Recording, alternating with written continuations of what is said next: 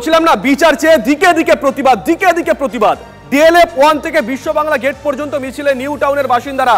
ছবি দেখাবো আমরা, ছবিটা দেখুন, বিরাট মিছিল। কৌস্তব রয়েছেন স্পট থেকে আমাদের সহকর্মী। Kaustav, fair and bright night and day cream, ত্বক থাকবে ব্রাইট সারাদিন, পলিউশন ফ্রি, ঠিক যেন রাতের ফোঁটা সাদা ফুল। সারাদিন হ্যাপি ব্রাইট স্কিন।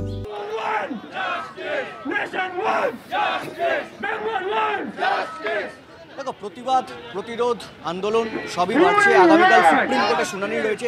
সেই সুপ্রিম শুনানির আগে আইটি কর্মীরা তারা পথে নামলেন এবং ইকো স্পেস থেকে তারা এই মিছিল শুরু করলেন এবং তারা কিন্তু একটাই কথা বলছেন যে বিচার চাই।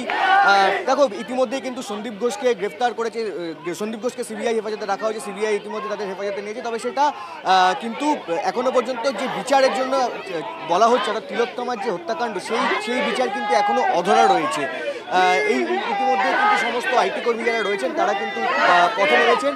কি বলবেন, আপনাদের আন্দোলন, প্রতিবাদ, প্রতিরোধ কি চলতেই থাকবে যতদিন না যতক্ষণ না আমরা বিচার পাচ্ছি? আমরা এই প্রতিবাদ চালিয়ে যাব, আর এই প্রতিবাদটা মানুষদের বুঝতে হবে। বেশ, নজর থাকবে কৌস্তব, নজর থাকবে, নজর রাখো।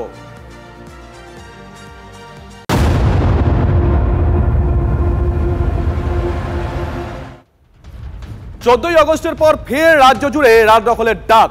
তিলোত্তমার জন্য সুবিচার চেয়ে ফের প্রতিবাদের গর্জন শুনবে গোটা বাংলা। জেলায় জেলায় মিছিল জমায়েত ইতিমধ্যেই তার প্রস্তুতি শুরু হয়ে গেছে।